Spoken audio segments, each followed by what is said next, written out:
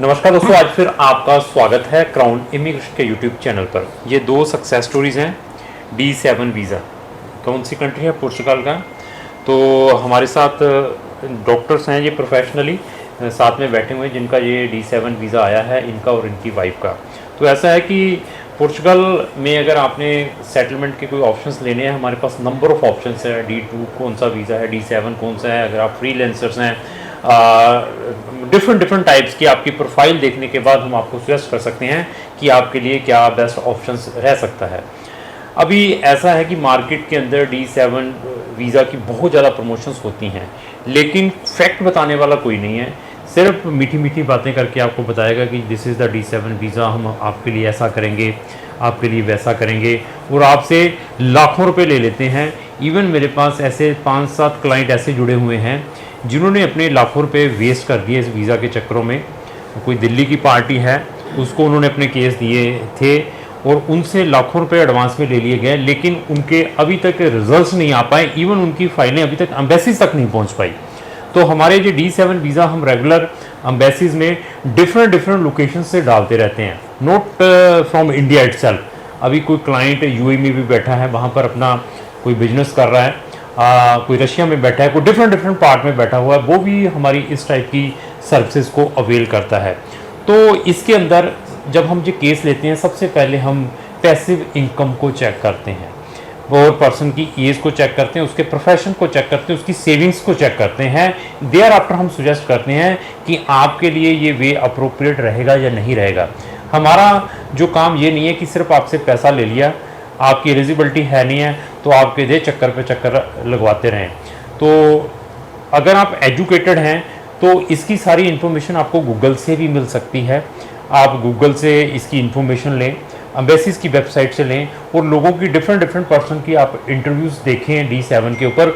उसके बाद आप डिसीज़न लें कि आपने जो अपना केस है कौन से कंसल्टेंट के थ्रू प्रोसेस करना है।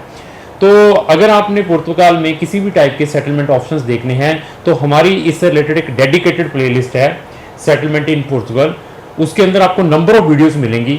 उस प्लेलिस्ट का लिंक भी मैंने डिस्क्रिप्शन बॉक्स में लगाया है। आप वो सारी की सारी video free of cost watch कर सकते हैं, आपको फ्री में नॉलेज मिल सकता है। उसके बाद आप अपना डिसीजन ले सकते हैं। तो प्रोफेशनली सेल्फ एम्प्लॉयड हैं, डॉक्टर प्रोफेशन है इनका, ये यहाँ पर अपनी प्रैक्टिस कर रहे हैं।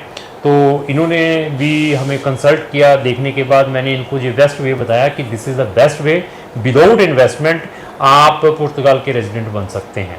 क्यों? क्योंकि इनके पास सारे के सारे ऑथेंटिकेट डॉक्यूमेंट थे। तो अभी ऑथेंटिकेट डॉक्यूमेंटों में आपकी पैसिव इनकम किस टाइप की है, वेदर आपको कोई पेंशन इनकम आ रही है जिसमें आपका कोई फिजिकल इन्वॉल्वमेंट नहीं है, क्या आपको कोई रेंटल इनकम आ रही है, क्या आपको कोई डिविडेंड आ रहे हैं, क्या आपको जो इनकम है थ्रू बैंक इंटरेस्ट आ रही है, ये सारी चीज़ें एनालाइज की जाती हैं। उसके बाद हम फिर उसके ऊपर कौन कौन से डॉक्यूमेंटों को क्रिएट किया जाए, जो कौन से ऐसे गवर्नमेंट एविडेंसेस साथ में लगाए जाए जब आपकी फ़ाइल हम एम्बेसीज में डालते हैं, ताकि एम्बेसी इस फाइल को देखते ही डिसीज़न दें। तो अभी आते हैं इसके प्रोसेसिंग टाइम के ऊपर।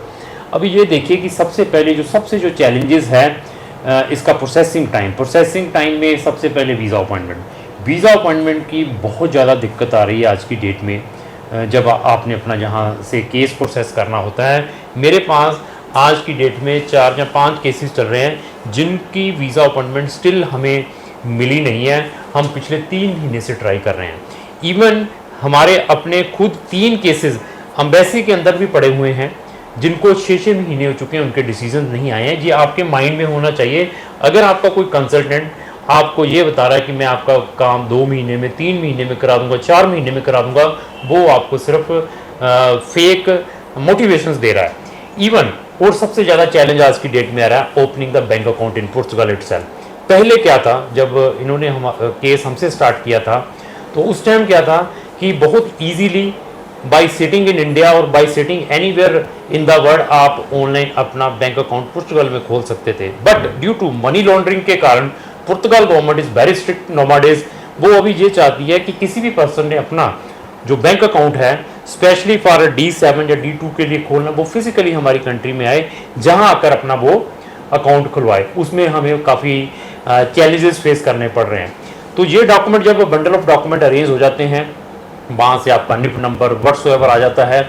उसके बाद जो सबसे बड़ा चैलेंज है अकोमोडेशन का, जब हम इस वीज़ा को अप्लाई करते हैं तो हमारे पास ऐसी बहुत सारी कंप्लेंट्स आई हैं जहाँ पर क्लाइंट से अकोमोडेशन के नाम पर 2-3 लाख रुपया ले लिया गया है। जस्ट एक डॉक्यूमेंट के नाम पर ये कागज़ दिखाया कि ये आपकी अकोमोडेशन हमने वहाँ पर बुक की हुई है फिजिकल, इसके हर महीने 60,000 रुपया लगेगा और 6-7 महीने इसका प्रोसेसिंग है।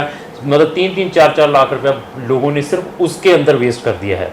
तो ऐसा है कि ये सारी चीज़ों को चेक करना है कि अकोमोडेशन के लिए कौन सा एविडेंस लगाना है आपने, जहाँ पर आपकी मैक्सिमम सेविंग्स हो पाएँ। कौन से ऐसे डॉक्यूमेंट्स आपने अपनी फाइल के साथ अटैच करने हैं जिसमें आपको मैक्सिमम से मैक्सिमम बेनिफिट हो पाए। तो अभी मैं ये कहना चाहता हूँ कि अगर आपने अपना पुर्तगाल का D7 वीज़ा प्रोसेस करना है तो आप हमारा ओपिनियन ले सकते हैं। जहाँ आप ऑलरेडी किसी अनदर कंसल्टेंट के पास स्टक हो चुके हैं, आपको वो आपके केस की कोई प्रोग्रेस नहीं बता पा रहा है, जहाँ आपको सिर्फ फेक मोटिवेशंस दे रहा है, तब भी आप हमें कंसल्ट कर सकते हैं। आपके केस को देखने के बाद मैं आपको बता सकता हूं कि आपके लिए फर्दर अप्रोप्रिएट क्या रहेगा, लेकिन प्रोफाइल इज़ वेरी इंपॉर्टेंट। अभी डॉक्टर सर से भी बात करेंगे, इनका एक्सपीरियंस हमारे साथ कैसा रहा है और क्या क्या चैलेंजेस रहे हैं इस केस को जब हमने प्रोसेस किया था। सर, सबसे पहले मैं आपका स्वागत करता हूं इस वीडियो के अंदर। मेरी तरफ से आपको नमन है, नमस्कार है। नमस्कार। तो सबसे पहले मैं सर ये पूछना चाहूँगा कि क्राउन इमिग्रेशन के बारे में कहाँ से आपको पता चला था? सर, क्राउन इमिग्रेशन जलंधर में एक नाम है, ठीक है, कि अगर ऑथेंटिक और प्रॉपर कहीं पे आपको कंसल्टेशन मिलेगी जहाँ पे कोई फेक या कोई फॉल्स प्रोमिसेस नहीं होंगे, वो हमारा क्राउन इमिग्रेशन ही है जलंधर में। So that's why I came to you. तो सर, आपने जब हमें आए थे, मिले थे, आई थिंक सो 1 साल पहले मिले थे हमसे, तो क्या आपको D7 वीज़ा के बारे में अवेयरनेस थी या हमने आपको बताया था कि आपके लिए ये अप्रोप्रिएट वे? नहीं सर, आपने इन्फॉर्मेशन दी थी सर मेरे को D7 के बारे में। थोड़ा बहुत मेरे को आइडिया था, बट सारा इन्फॉर्मेशन आपने प्रोफाइलिंग चेक करके ठीक है सारा गाइड किया कि this will be the best ठीक है way to settle in Europe. तो सर, आपकी एज कितनी है? मेरी सर 45। देखो, 45 एज वाले को भी D7 वीज़ा मिला है। लोग बहुत कन्फ्यूजन डाल देते हैं कि सर आपकी एज फैक्टर है, आपका ये है, इनको मिला है। तो जब आप हमारे पास आए, मैंने आपकी सारी रेंटल इनकम भी देखी, आपकी सेविंग्स भी देखी, आपकी मैंने जो डिविडेंड्स आ रहे हैं उसका भी देखा, बैंक इंटरेस्ट भी देखा, इनकी फाइल को कंपाइल किया by taking the wealth report from the certified chartered accountant. वो भी बहुत इंपॉर्टेंट है, वो चार्टर्ड अकाउंटेंट कौन सा होना चाहिए, ये सारी चीज़ों को हम एनालाइज। तो अभी ऐसा है कि प्रोसेसिंग टाइम कितना लगा है उसके बारे में डिस्कस करेंगे, इनके फंड्स कितने दिखाए थे उसके बारे में भी थोड़ा सा इनसे पूछेंगे।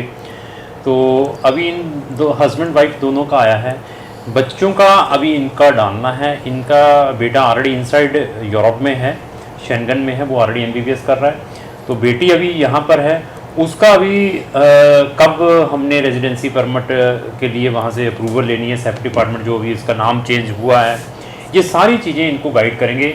इवन इनकी डेट ऑफ बायोमेट्रिक कब की है पुर्तगाल के अंदर, वो भी पासपोर्ट के अंदर मेंशन रहता है वीज़ा के ऊपर। ये सारी चीज़ों का प्रिकॉशंस लेंगे क्योंकि डॉक्टर हैं, प्रोफेशनली ऑलरेडी ओवर बिजी हैं। तो ये सब चीज़ों को हम एनालाइज करते हैं जब भी किसी का केस लेते हैं। सर, मैं ये पूछना चाहूँगा आपसे कि आपने जो अपना केस था एम्बेसी में, जो बायोमेट्रिक देने के लिए जाते हैं, कौन से मंथ में आपने ये करवाया था? श्री जी, हमने जुलाई लास्ट में सबमिट किया था, मोस्ट प्रोबेबली आई थिंक 27 और 28 ऑफ जुलाई। तो देखिए, जुलाई 2023 में इन्होंने जमा करवाया था। तो लोग कहते हैं कि हम 3 महीने में आपका करवा देंगे, 4 महीने में करवा देंगे, यहाँ पर आपको फैक्ट मिलेगा। तो वहाँ अप्लाई करने के बाद आपके पास ईमेल की कंफर्मेशन कब आई होगी कि आपका हमने अप्रूव कर दिया है या फाइल अपने पासपोर्ट सबमिशंस करवाएं, ऐसा कुछ आइडिया हो? सर, जैसे आपने डॉक्यूमेंटेशन फाइल वगैरह आपने बहुत अच्छे से सारी रेडी कर दी थी, आपने एक एक बड़ी चीज़ का कि कुछ भी डॉक्यूमेंट रहे ना, आपने सब कुछ अरेंज करके दिया था। तो वहाँ से हमें फाइल की एक्सेप्टेंस तो इमीडिएटली आ गई थी। ठीक है, कि फाइल हैज़ बीन सबमिटेड, और उसमें उन्होंने कहा था कि अगर कोई डॉक्यूमेंट की रिक्वायरमेंट हुई तो हम लोग कहेंगे। बट आपने फाइल वगैरह हमने इतने अच्छे से प्रेजेंट की थी with all the complete documents, तो हमें कोई और भी डॉक्यूमेंट की उन्होंने डिमांड नहीं की कोई। तो उसके बाद अप्रूवल कब आई आप? सर, अप्रूवल मेरे को हार्डली 10 से 15 दिन पहले, लाइक अप्रैल में मेरे को अप्रूवल आ गई थी। अप्रैल में जाकर अप्रूवल आई हैं। इवन इतने हाईली प्रोफेशनल होने के बावजूद, इनके पास सफिशिएंट इनकम होने के बावजूद भी अभी ये नहीं है कि आप कहें कि मैं यहाँ पर ब्यूरोक्रेट हूँ या मैं यहाँ पर पॉलिटिशियंस हूँ, मेरी अप्रूवल जल्दी आ जाएगी, मेरे पास बहुत पैसा है। हर पर्सन को उस क्यू में लगना पड़ता है अगर आप किसी भी टाइप के लिए आपने वीज़ा अप्लाई करना है। पेशेंस बहुत इंपॉर्टेंट है। हम प्रोफाइल वही लेने की कोशिश करते हैं जहाँ पर हम 90% रिजल्ट्स दें। जहाँ पर रिजल्ट्स नहीं मिल पाएंगे हम पहले बता देंगे कि आप इस प्रोजेक्ट के ऊपर वर्क ना करें, आपको रिजल्ट्स नहीं मिल पाएंगे। तो अभी लास्ट ईयर आपके वीज़ाज अप्रूव होकर गए, क्या ड्यूरिंग द प्रोसेस कभी उन्होंने आपसे कोई एडिशनल डॉक्यूमेंट मांगा? नहीं, कोई बैंक स्टेटमेंट द्वारा या कुछ कोई एडिशनल डॉक्यूमेंट उन्होंने डिमांड नहीं किया, क्योंकि सारी डॉक्यूमेंट की जो चेकलिस्ट थी वो आपने बहुत अच्छे से हमें गाइड करके और सारी फुलफिल की हुई थी। ठीक है। तो उन्होंने कोई भी एक्स्ट्रा डॉक्यूमेंट मेरे से डिमांड नहीं किया। क्या इन्होंने कभी इस प्रोसेस के अंदर कोई इंटरव्यू भी होती है या नहीं होती है? जी सर, हमें एक्सपेक्टेड था, जैसे आपने कहा था कि इंटरव्यू कॉल आ सकती है, बट उन्होंने हमारी प्रोफाइल और फाइल देख के कोई इंटरव्यू के लिए कॉल नहीं किया। ठीक ठीक ठीक। So there was no interview call. तो आपने क्या कोई पुर्तगाल में भी अपना कोई डिपॉजिट दिखाया था जब आपने ये वीज़ा प्रोसेस किया था? हाँ जी सर, आपने हमारा बैंक अकाउंट ओपन करवाया था। कितने वहाँ पर यूरो दिखाए थे? सर वहाँ पे रफली 20,000 यूरोस के करीब हमने। ये देखिए कि ये एक पॉजिटिव थिंग्स होती हैं जब आपने इस टाइप के केसेस को डालना है कि you already put the money in their country, कि हम तो पोटेंशियल वाले लोग हैं, हमने आपकी कंट्री में पैसा लेकर आना है। अप्रोक्स 20,000 यूरो तक के हम पैसे दिखाए थे। क्या उस अकाउंट की एक्सेसिबिलिटी आपके पास थी या हमारी एजेंसी के पास थी? नहीं, अकाउंट की सारी एक्सेसिबिलिटी मेरे पास थी। तो आपने कभी डिमांड भी नहीं की, ना कभी आपने पूछा उसके बारे में। तो ऐसा है कि बहुत लोग ऐसे भी रो रहे हैं हमारे पास, सर वो अकाउंट की हमें एक्सेसिबिलिटी नहीं दे रहा हमारा agents. This is a very bad things. बाकी छोड़िए कि आपके अकाउंट की आपको एक्सेसिबिलिटी नहीं दे रहा, जो आपने पैसा फिजिकली खुद ने आपने डिपॉजिट किया हो। हाँ, कंसल्टेंट ने डिपॉजिट किया तब तो हम मान सकते हैं। तो ऐसी चीज़ों को अवेयर बहुत होना है जब भी आपने यहाँ पर केस डालना है। तो अभी आते हैं अकोमोडेशन के ऊपर। तो इस वीज़ा के लिए अकोमोडेशन इज़ वेरी मैंडेटरी। क्या आपको हमने कभी ऐसा कहा हो कि सर आपको फिजिकली वहाँ पे फ्लैट दिखाना पड़ेगा, वहाँ पर हर महीने रेंट भेजना पड़ेगा, कि जब तक आपका वीज़ा नहीं आता, क्योंकि वो अकोमोडेशन फिजिकली देखते हैं? कोई ऐसा कभी आपको? नहीं। जब देखिए मैंने फिर बताया, एक जस्ट हमने वहाँ से कंफर्मेशन अकोमोडेशन की ली है, क्योंकि हमारी अपनी भी प्रेजेंस है वहाँ पर। हम इस टाइप के टेक्निकल केसेस रेगुलर अप्लाई करते हैं। हमें मालूम है कि इस केस के लिए कोई भी एक्स्ट्रा इन्वेस्टमेंट करने की जरूरत नहीं है। तो this is the retirement visa है। इस वीज़ा में आपको 29 शेंगन कंट्री की एक्सेसिबिलिटी मिलती है। इनको भी 2 साल का एडिशनली कार्ड मिल जाएगा, तो कभी भी इंडिया आएँ जाएँ, बच्चों को डिपेंडेंट मिल जाएगा। तो विदाउट इन्वेस्टमेंट, और इवन इस में मैं ये भी बताऊं कि ये विदाउट इन्वेस्टमेंट है, विदाउट आपकी कोई भी इंग्लिश प्रोफिशिएंसी या पुर्तगाली लैंग्वेज आनी चाहिए, ऐसा भी कुछ नहीं है कि without IELTS, without PT, without पुर्तगाली लैंग्वेज, और even there is no any age bar, ये भी एक प्लस पॉइंट है। Even there is no any education भी इसके अंदर है। ये सारी की सारी चीज़ें, बट आपके पास पैसिव इनकम बहुत ज़रूरी है। बट हम केसेस वही लेते हैं, हम तो ज़रूर चेक करेंगे कि एजुकेशन क्या है, क्योंकि वो आपकी प्रोफाइल के ऊपर प्लस पॉइंट है, वेटेज है। तो डॉक्टर साहब, आपका टोटल एक्सपीरियंस कैसा रहा है कंप्लीट जर्नी के अंदर? मतलब क्या सारा का महसूस किया? सर मेरे को कंसल्टेंट्स ने सबने बहुत ज़्यादा डराया हुआ था कि पता नहीं D7 बहुत ही खतरनाक चीज़ है जो हम लोग फाइल करें, पता नहीं मिलेगा नहीं मिलेगा। बट जब आपको मिले तो आपने उसको जिस हिसाब से कंसल्ट किया और बताया कि we are professional into that, और सारी डॉक्यूमेंटेशन पूरी करके करेंगे, you need not have to worry. And I had the same experience. All the documentation जो रिक्वायर्ड थी सारी प्रॉपर आपने किया, किसी में कोई हमें प्रॉब्लम या किसी तरह कोई हैसल नहीं होने दिया। उसके बाद फाइल जो आपने बना के दी पूरी, जो हमने सबमिशन करनी थी, वो सबमिशन में भी आपने पूरी एक एक चेकलिस्ट को प्रॉपर्ली चेक करके दिया। तो ना तो हमें डॉक्यूमेंट्स के लिए एम्बेसी से दोबारा कोई कॉल आई, ना कोई इंटरव्यू के लिए कॉल आई। तो हमने बस फाइल करके हम लोग आराम से बैठ गए थे कि अब जो प्रोसेसिंग टाइम है वही लगेगा, और वो बहुत अच्छे से सारा प्रोसेस हुआ। और आपके सामने ही है, सबके सामने की D7 वीज़ा हमारा बिल्कुल कंफर्टेबली विद इन 6-7 मंथ्स हमारे पास आ गया। तो अगर आप अपना D7 वीज़ा अप्लाई करवाना चाहते हैं, जहां आप ऑलरेडी कहीं पर स्टक हैं, तो आप हमारा भी ओपिनियन ले सकते हैं। तो लास्ट में मेरी यही रिक्वेस्ट है कि अगर आपको जो मेरी वीडियो अच्छी लगी इसको लाइक एंड शेयर करना ना। Thank you.